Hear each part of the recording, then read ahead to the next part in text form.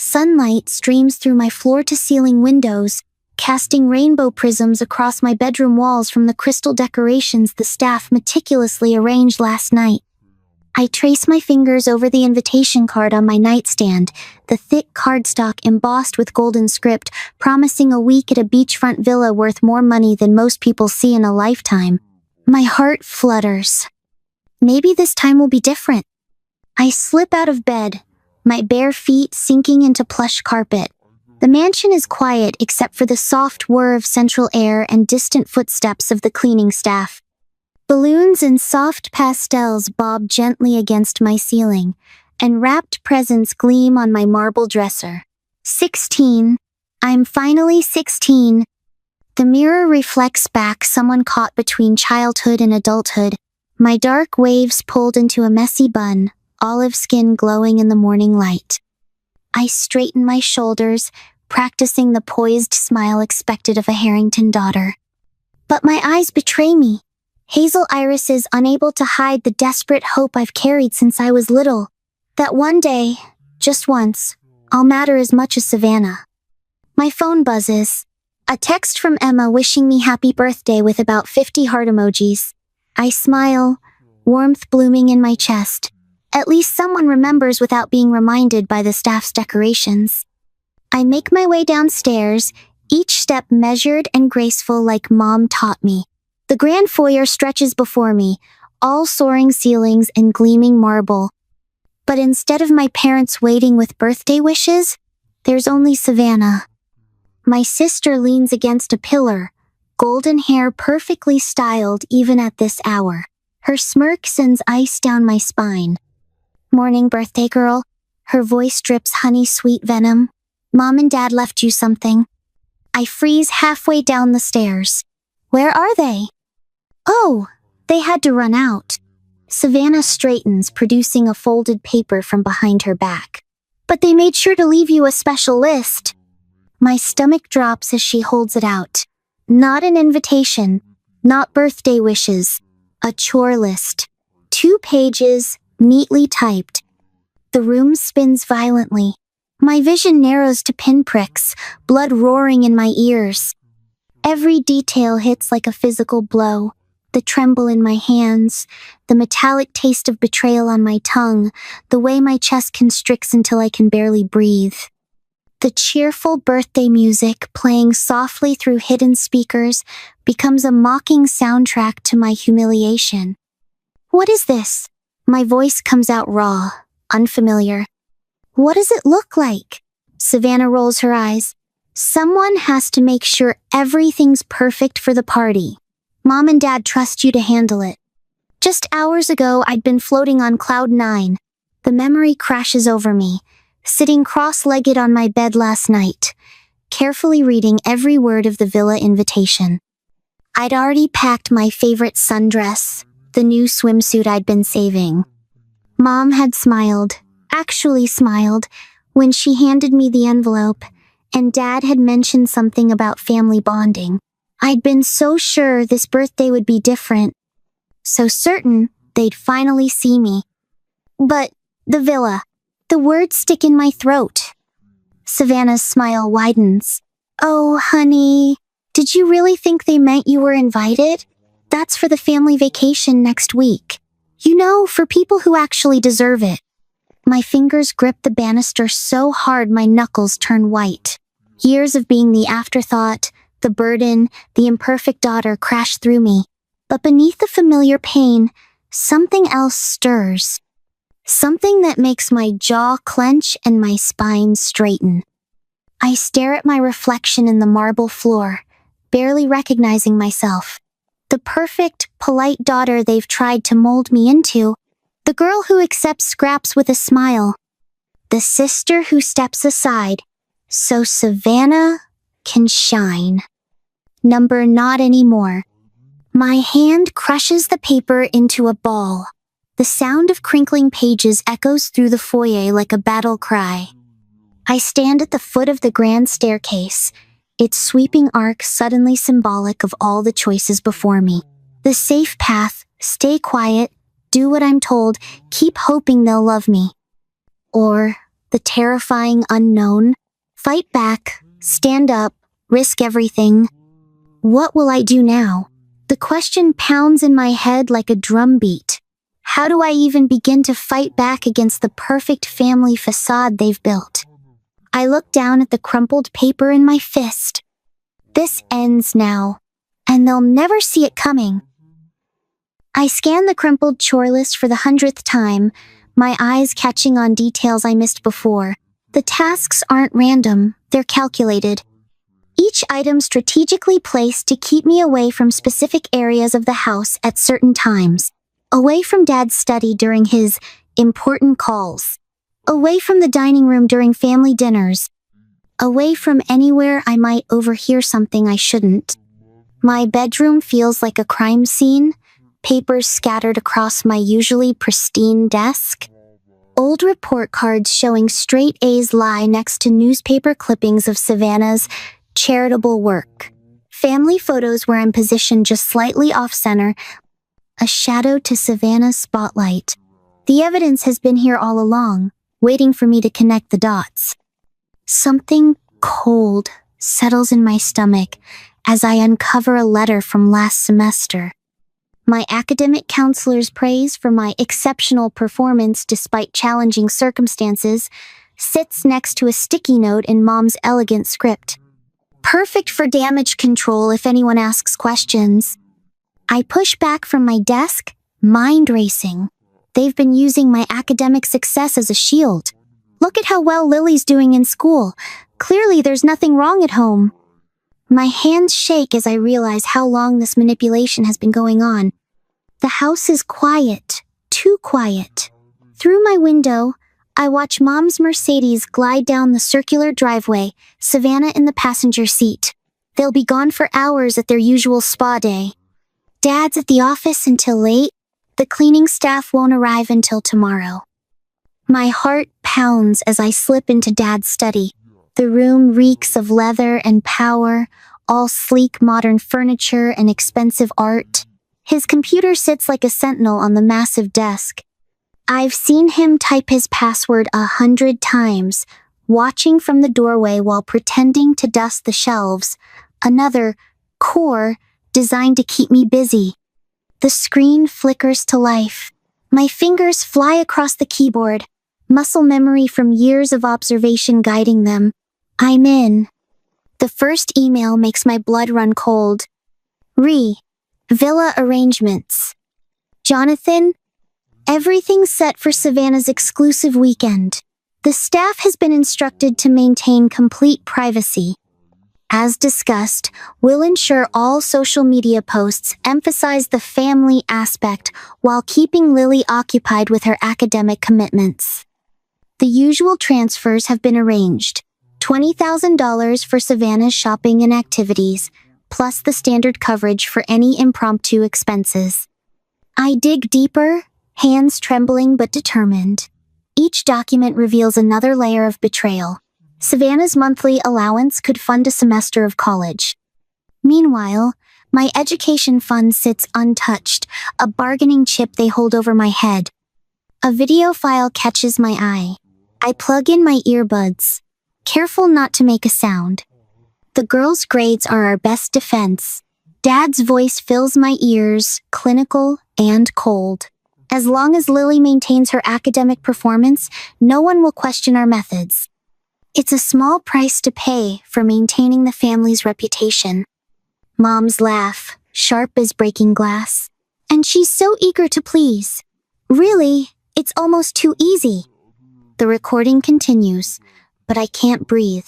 Their voices swirl around me, years of manipulation condensed into cruel sound bites. Every sacrifice I made, every moment I pushed myself to be perfect, it was all just part of their scheme. Lily! I nearly jump out of my skin. Emma stands in the doorway, concern etched across her face. She must have used her spare key, the one I gave her for emergencies. I got your text, she whispers, closing the door softly behind her. What did you find? I pull out the earbud, my voice barely a whisper. Everything. Come look. Emma settles beside me, her familiar presence anchoring me as we scroll through the evidence of my family's betrayal. Each new document feels like another nail in the coffin of my old life, the life where I still hoped they might love me someday. "We need to save this," Emma says, her voice hard with anger. She pulls a USB drive from her backpack. All of it. As we copy the files, a new email notification pops up. The sender's name makes my stomach lurch. Mr. Coleman, the family lawyer. The message is brief but clear. Any disruption to the established arrangement will result in immediate consequences. Your academic future hangs in the balance. Choose wisely. I meet Emma's eyes, seeing my own anger reflected back. They think they can keep controlling me with threats. She squeezes my hand. "They don't know who you really are. Not yet." The USB drive blinks as it finishes copying. In my pocket, my phone buzzes with another threatening email. But for the first time, I feel something stronger than fear. They built their perfect family facade on my silence. Time to show them how loud I can be. The mansion's library door creaks as I push it open. Savannah lounges on the leather sofa, phone in hand, perfectly positioned to catch the afternoon light streaming through floor-to-ceiling windows. "Done with your little investigation?" Her smirk doesn't quite hide the tension in her shoulders. "Daddy's study is off limits, you know that." Drop the act. My voice comes out stronger than I expect. "I found the emails, the recordings, everything." "And?" She examines her manicured nails. "What exactly do you think you can do about it? Mr. Richards has handled far worse scandals than a jealous little sister." The name hits like a slap. Mr. Richards, Dad's mentor, the family's image consultant, the man who's been engineering my isolation for years. "I never wanted to hurt you, Lily." Savannah's voice drips false sympathy. "But you have to understand, there's a natural order to things. Some people are meant to shine. Others." She waves her hand dismissively. "Well, you've always been good at staying in your lane." My phone buzzes again. A text from Mr. Hernandez, my AP literature teacher. "Want to discuss your last essay. Important opportunity. My classroom, 7:30 tomorrow." A moment later, another message. This one from Aunt Caroline, Mom's estranged sister. "Heard about the birthday celebration. We need to talk. I've been there." I look back at Savannah, still lounging like a cat in her sunbeam. She has no idea how many cracks are forming in her perfect world. "You're right about one thing," I say, turning to leave. "I am good at staying in my lane, but maybe it's time to change lanes altogether." Her laughter follows me out, but it sounds hollow now. Empty, like everything else in this house. Emma waits in my room, the USB drive clutched in her hand like a lifeline. "Ready?" I nod, pulling up the draft of the email I've prepared. Just a small taste of the evidence, enough to make waves at Dad's next investor meeting. My finger hovers over the send button. "They'll try to stop you," Emma warns. "Let them try."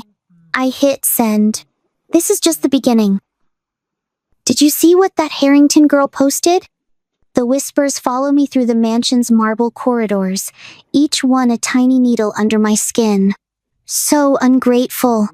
After everything her parents have done, I keep my head high, clutching my phone where another carefully crafted social media post from Savannah glows on the screen. This one shows her lounging by our infinity pool, caption gushing about family love and gratitude. The comment section overflows with sympathy for her poor Savannah, dealing with such a difficult sister. Mr. Richards, Dad's closest business partner, watches me from across the foyer. His eyes hold the same patronizing concern I've seen directed at unstable investors right before Dad cuts them loose. When he pulls out his phone, I know another piece of the smear campaign is about to drop. I retreat to my sanctuary in the East Wing, my fingers trembling as I unlock the door. This room, with its floor-to-ceiling windows overlooking the Atlantic, is the one place they haven't tainted. Yet, the leather-bound journal on my desk calls to me. I filled half its pages since my birthday disaster 3 weeks ago, each entry a brick in the foundation of my rebellion. Today's page starts like the others. Dear future self. But something feels different. The words flow faster, sharper. They think isolation will break me. They don't understand that being alone is exactly what I needed. Every fake smile, every condescending pat on the head, it was all preparation. Training for this moment. I close the journal and pull up the meditation app Emma recommended. As my breathing steadies, I study my reflection in the window. Mom's constant criticism echoes. Stand straighter, smile wider, be more like your sister. But now I see what she couldn't. Strength in my olive skin, fire in my hazel eyes, power in the set of my jaw. The grandfather clock strikes 3. Time for the confrontation I've been planning all week. Savannah lounges in the library's leather armchair like it's a throne, scrolling through her phone with practiced disinterest. The late afternoon sun streams through stained glass, casting colored shadows across leather-bound first editions and priceless artifacts. Our family's carefully curated sophistication on display. We need to talk. My voice doesn't waver. She glances up, lips curving into that familiar smirk. About your little tantrum on Instagram?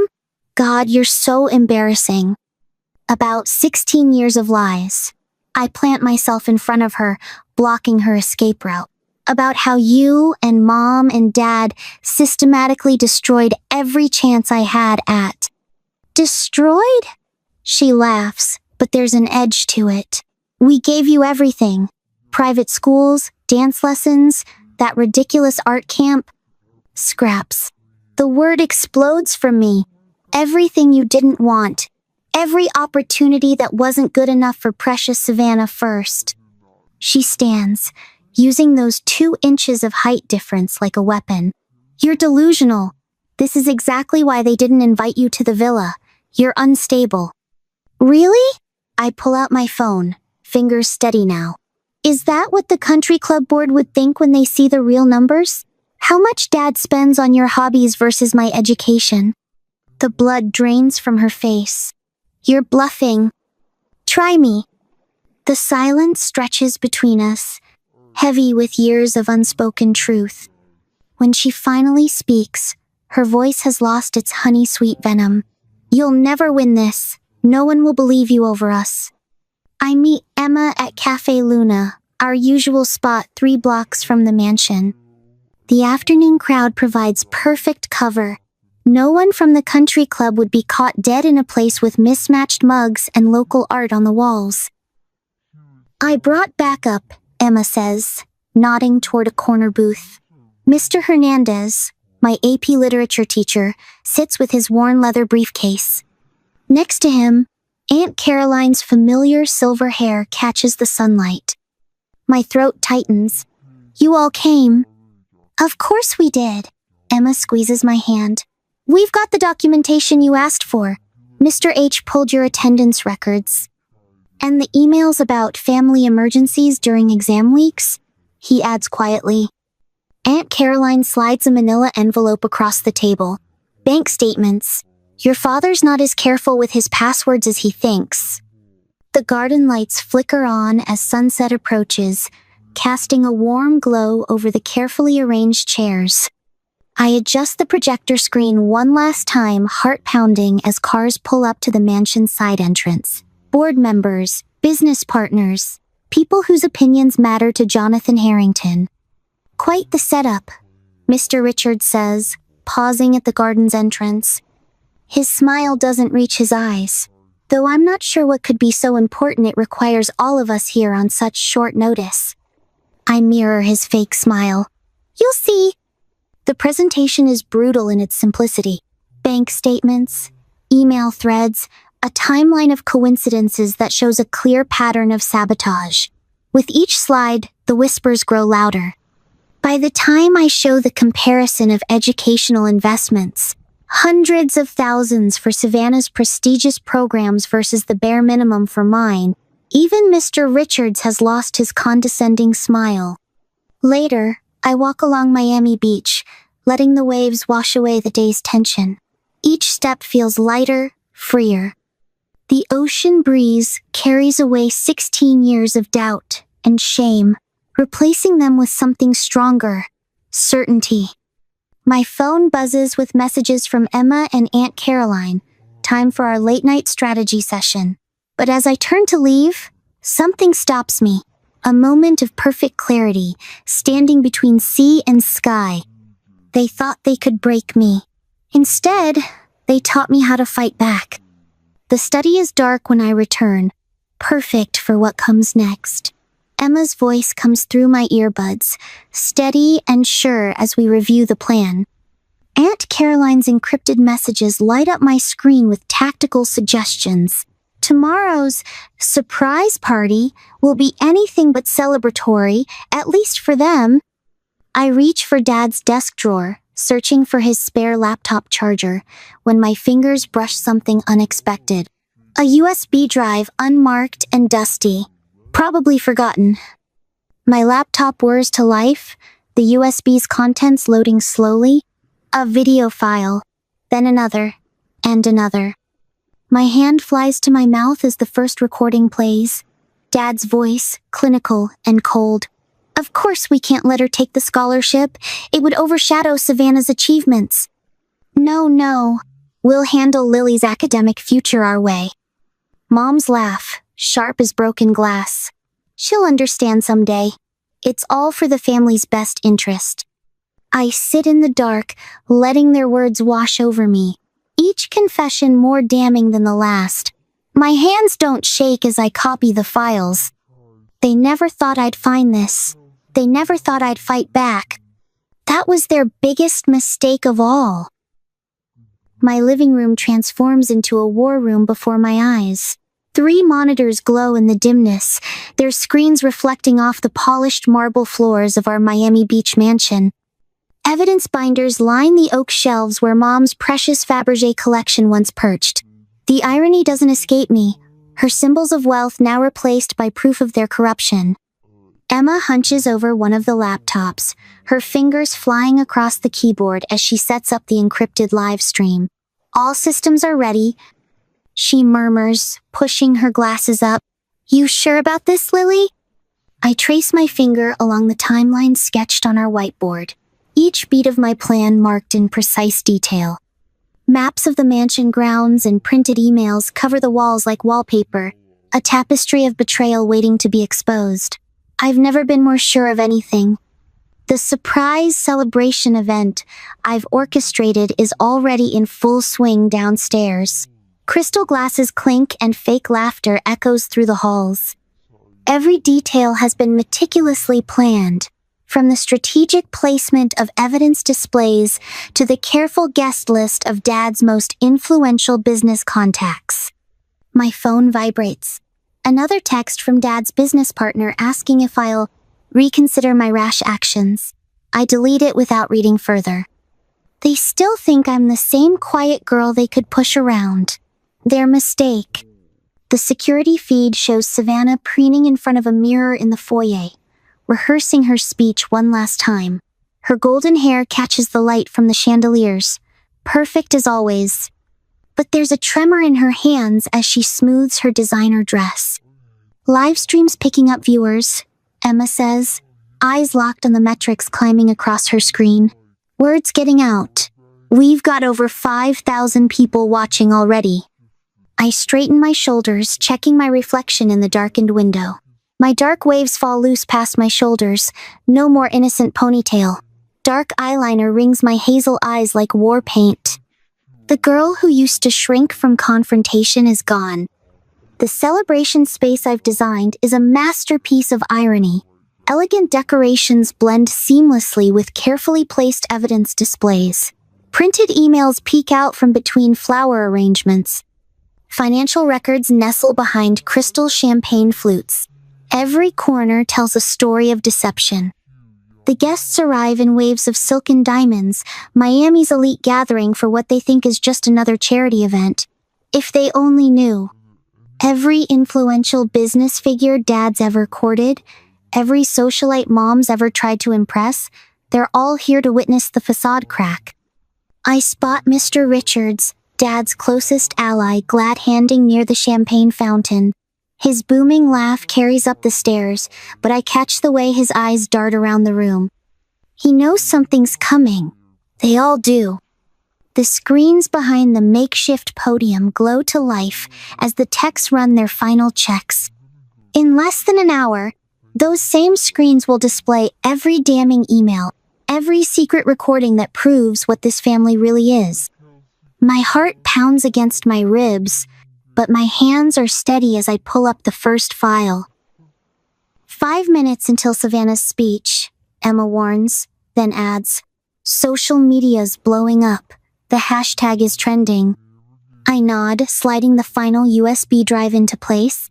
Time to give my dear sister the spotlight she's always craved. The marble staircase stretches before me like a runway.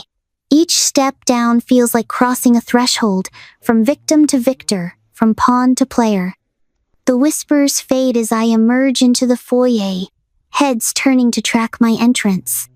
Savannah's perfectly practiced smile falters when she sees me. For a fraction of a second, uncertainty flickers in her eyes. Good. Let her wonder. Let her worry. She takes the podium like she's accepting an Oscar, all graceful movements and false modesty. "Thank you all for coming tonight," she begins, her voice dripping honey. "Our family has always believed in excellence, in pushing ourselves to achieve more." I position myself by the control panel, watching the seconds tick down. Emma's voice comes through my earpiece. "Ready when you are." Savannah's reaching her crescendo, arms spread wide as she proclaims, "Everything we do is out of love." My finger hovers over the button. A lifetime of swallowed tears and silent rage crystallizes into this single moment of crystal clear purpose. "Now," I whisper. The screens behind her explode with color. Emails, bank statements, voice recordings. Her voice dies mid-sentence as the first video clip plays, her own words condemning her. "Of course we never meant to include her. She's just not family material." The crowd's murmurs turn to gasps. Champagne glasses freeze halfway to lips. Mr. Richards' face goes ashen as his own emails flash across the screen. Then Marcus Chen stands up, CEO of Miami's largest tech company and Dad's most important business connection. His voice cuts through the chaos. "Is this true, Savannah? These recordings of your father discussing academic fraud?"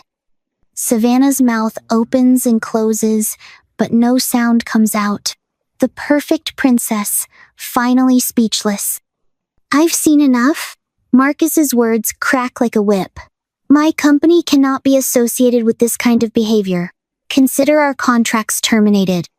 It's like watching dominoes fall. Other business leaders stand, phones already out, distancing themselves from the scandal. Savannah's supporters huddle in corners, whispering frantically.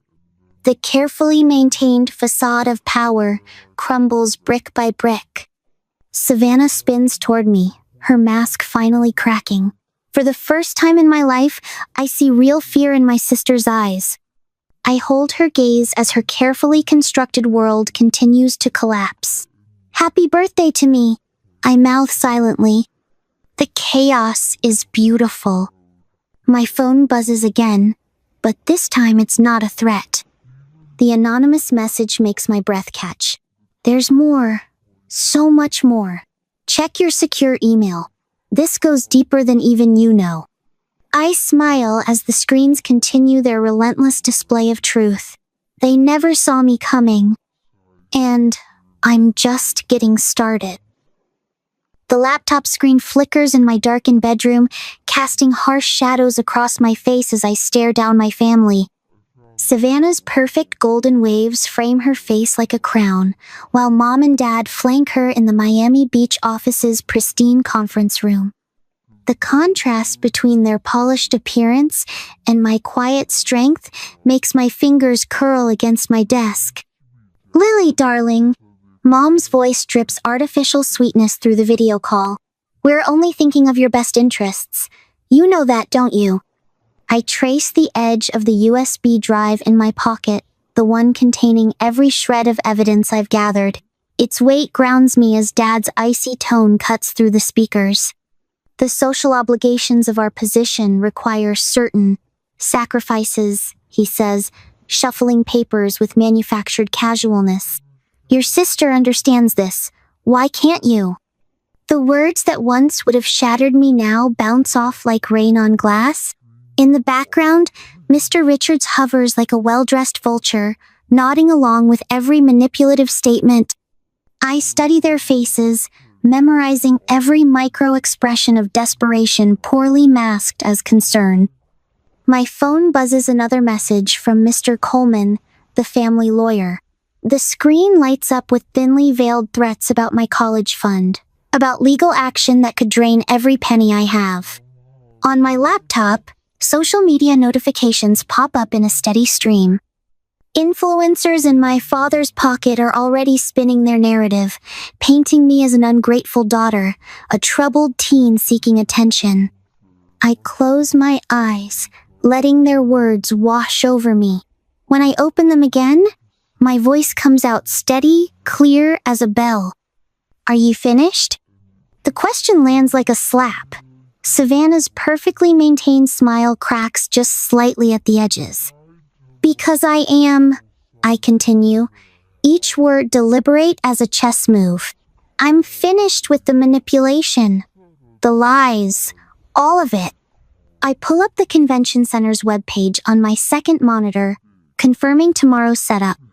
The venue's modern architecture and state-of-the-art audiovisual system will serve my purposes perfectly. Every major media outlet in Miami has confirmed their attendance. My fingers hover over the keyboard, ready to unleash years of meticulously gathered evidence. You have no idea what you're doing, Savannah snaps, her composure finally slipping. You'll destroy everything we've built. A small smile tugs at my lips. No, I know exactly what I'm doing. For the first time in my life, I'm seeing everything clearly. The convention center's main hall stretches before me the next morning, its soaring glass ceiling letting in streams of Miami sunlight. Rows of chairs fill with journalists, business leaders, and activist groups. The energy in the room crackles like lightning before a storm. I adjust my dark blazer armor for the battle ahead and step onto the stage. The massive screen behind me illuminates with the first piece of evidence, a time-stamped email thread revealing the systematic financial exploitation, each word highlighted in damning clarity. For years, I begin, my voice carrying through the perfect acoustics, I believed I was the problem. That if I just tried harder, achieved more, became perfect maybe, then I'd be worthy of my family's love. The evidence unfolds like a masterpiece. Recorded conversations, bank statements, meticulously documented patterns of manipulation. Each piece is authenticated, each revelation more damning than the last. The live stream counter ticks up exponentially as viewers pour in from across the country. My hands don't shake as I pull up document after document. The timestamps flash across the screen, every manipulation, every lie, every moment they chose Savannah over me caught in pristine digital clarity. The audience's gasps punctuate each revelation like a Greek chorus of justice.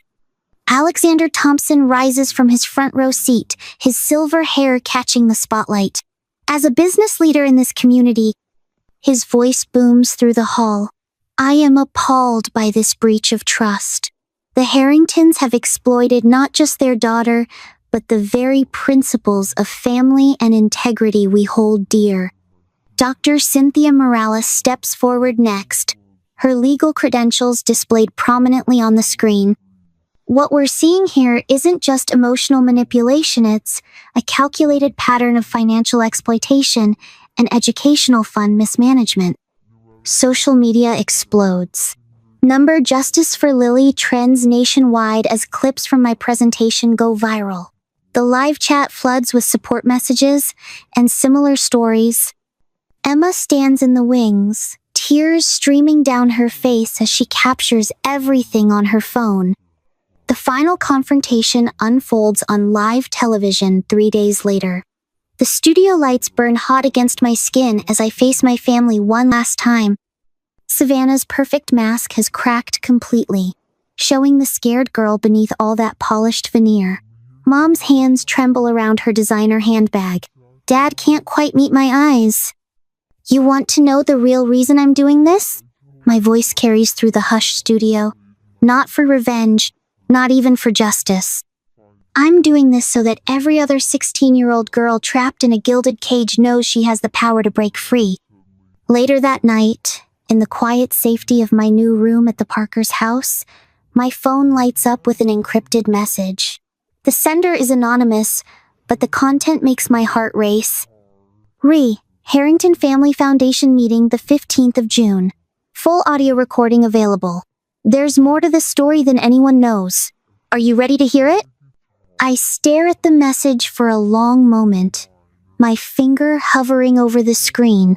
Sometimes I realize freedom isn't just about breaking chains, it's about choosing which battles are worth fighting next. Morning light streams through gauzy curtains, casting gentle shadows across photographs that line the walls of my new home. Not the cold marble and gilt frames of the Harrington mansion, but real moments captured in time. Emma and I at the beach, the Parkers' Sunday dinner, my first speaking engagement at the youth center. Each image tells a story of healing, of choosing something better than the perfection my parents demanded. I trace my fingers along the windowsill, feeling the warmth of sunlight on my skin. The Parkers' modest Miami suburb feels more like home than 16 years in that mansion ever did. Here, the walls don't echo with manipulation and mockery. Here, I can breathe. The memory hits without warning. That birthday morning standing frozen at the bottom of that grand staircase, Savannah's smirk as she handed me that list. My hands start to tremble, but I force myself to stay present, using the grounding techniques my therapist taught me. The hardwood floor solid beneath my feet, the scent of vanilla from Mrs. Parker's morning baking, the distant sound of lawnmowers and children playing. I am not that girl anymore. Moving to my desk by the window, I open my journal, not the leather-bound diary my mother insisted on, but a simple spiral notebook filled with messy thoughts and honest fears. The morning pages have become my ritual, a daily reminder that my voice matters. Emma's text buzzes through. Community center's packed. Get here soon. At the center, the energy hits me as soon as I push through the double doors. Dozens of teens and young adults mill around the meeting space, which has been transformed with bright banners and fairy lights. Breaking Free Together spans the back wall in bold letters. Jordan spots me from across the room and rushes over, her eyes bright with nervous excitement. I can't believe how many people came, she whispers, clutching her note cards. What if I mess up my speech? I squeeze her hand. Just tell your truth. That's all any of us can do. The room quiets as Emma takes the microphone. Welcome to our first Breaking Free celebration, she announces. Today, we're honoring every person here who's had the courage to choose themselves. One by one, people step up to share their stories. A boy who escaped his father's emotional abuse. A girl who stood up to her controlling grandparents. With each story, heads nod in recognition. Tears flow. Healing happens in real time. When Jordan takes the stage, her voice shakes at first, but grows stronger with each word. I watch from the back, remembering how lost she looked that first day she came to group. Now she stands tall, owning her story, helping others own theirs. Back home that evening, I stand before my full-length mirror, really seeing myself. The confident set of my shoulders, the clear, steady gaze. No more desperate need for approval in my eyes. You did it, I whisper to my reflection. You chose yourself. You broke free. And now you're helping others do the same. Moving to my desk, I adjust my camera and hit record. The red light blinks, waiting. Hey everyone. I begin, my voice warm and steady. Today, at our Breaking Free celebration, I witnessed something incredible. I saw strength. I saw courage. I saw healing. I leaned closer to the camera, thinking of everyone out there still trapped in silence. Your story matters. Your voice matters. You matter. If you're watching this and wondering if you can break free too, yes, you can. Share your story in the comments below. Let's build this community together. Ending the recording, I turned to my vision board. Among the news clippings and research papers, new dreams take shape. Expanding the youth program, starting a scholarship fund, building a network of safe houses. The evening sun paints my room in shades of possibility. Through my window, I hear the Parker family setting up for dinner. Real laughter, real love, real family. My chosen family. Not the perfect daughter, not the family disappointment, just Lily. Finally, powerfully, unequivocally me.